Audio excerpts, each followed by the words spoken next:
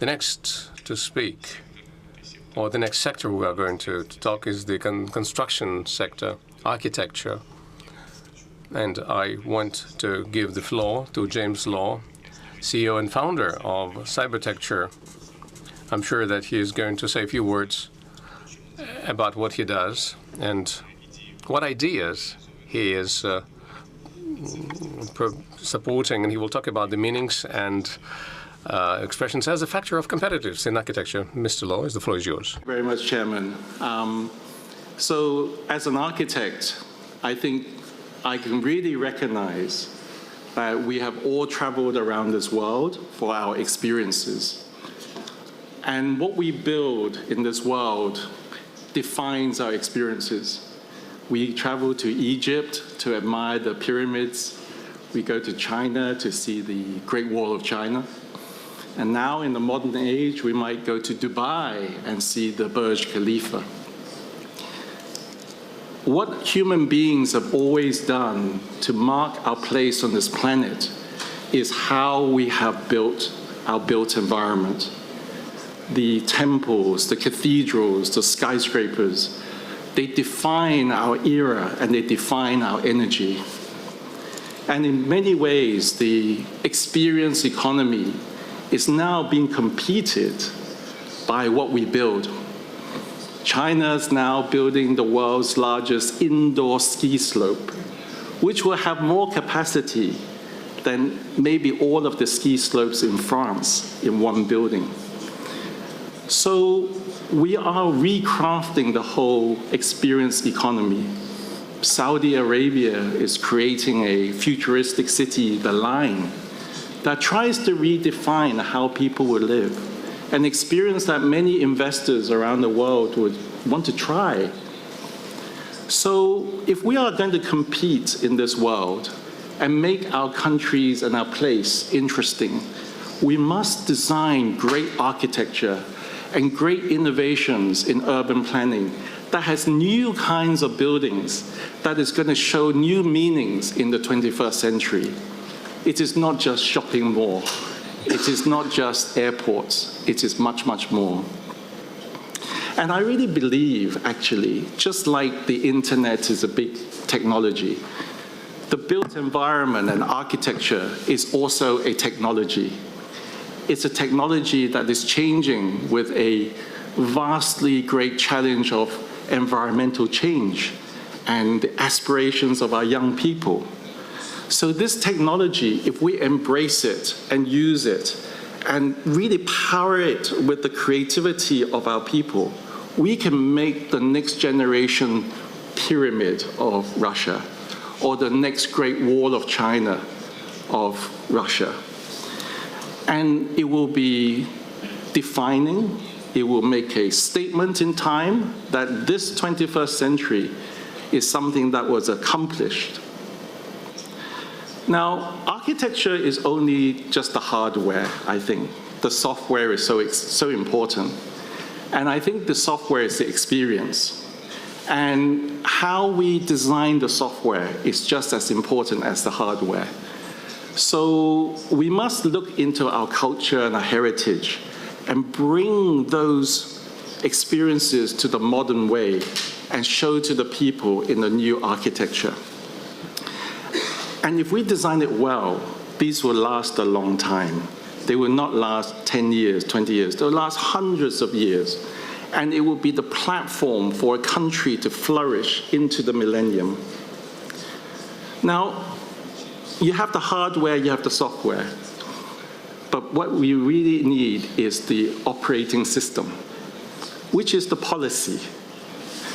Without the policy in place, where the leadership can define that these goals are the great things to achieve for the people, then the architects, the builders, the developers, they don't have any vision. And if they are encouraged, I give some example. So in the Arab world, where we are working for Mohammed bin Salman in Saudi Arabia, his dream was to redefine whole entire districts of Saudi Arabia and recreate the heritage through science and technology. And therefore, many companies can follow this policy to make it happen. So the policy is the operating system. Very important. I also think it is a chance for us to solve some of our big problems, the problems of our cities. I believe the 21st century is no longer about big city and traffic and things like that. We're in a world of interconnected networks, AI, internet, dislocated reality. We can create all of these experiences in a decentralized way. Do not all have to be in Moscow. Could be in Siberia, could be in the desert, could be on the coast. And people will be able to experience them and enjoy the whole country. So decentralization is very important to activate all of this potential of the country.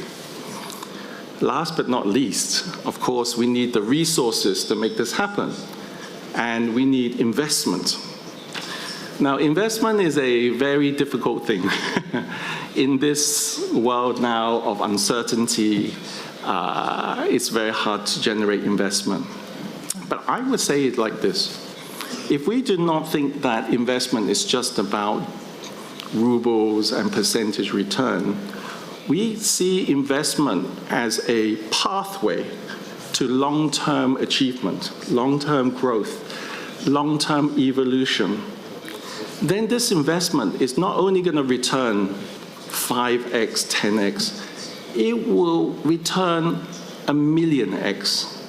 And I tell you an example. 50 years ago, China was a third world country in every aspect.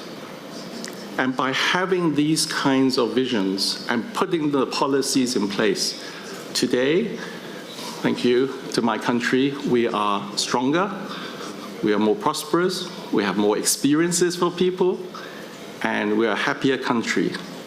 So investment is not just about return. I think investment is about a trajectory. Thank you very much.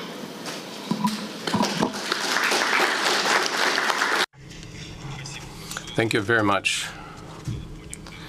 You've raised, indeed, a very important set of points that I wanted to point out. First of all, of course, is what's related to decentralization. And we do realize that new technologies that are being introduced and implemented in our lives will be contributing to that more and more, including remote employment, digital platforms in trade and commerce and other areas. All of this makes this space for the development of new villages and settlements more open, and the ideas behind that are going to be more flexible. And in terms of towns and cities, they used to be predefined by the parameters of the industrial evolution and the requirements of industrial facilities, because cities would be built around industrial facilities. The new economy that is based on new technological solutions will make this space more amenable to the development of new cities and towns, more broader, and the opportunities are vaster here. And it was very aptly pointed out that long-term strategy and policy in this area is important, and so is creating the conditions for the investment for long-term benefit. This is indeed quite important, and we really see how in China these ideas have come to fruition. And I don't think we need to give more examples here. We can just take any of big, fast-growing Chinese cities. You can take Shenzhen, for example. 1979, Shenzhen was just a village with one street. Now, today, it's a mega city. I don't remember the latest figures. About 15 million people live in this city, completely newly built in the recent 40 years. And China is implementing very interesting, ambitious projects. Around 100 kilometers away from Beijing, a new city is now being built, so-called Xiangang, new area.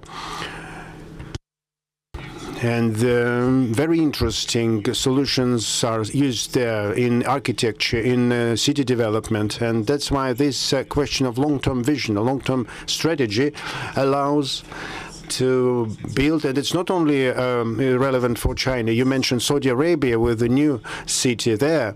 We see Russian cities that are being rebuilt. Moscow, in my opinion, is at least the best city in the European part of the world.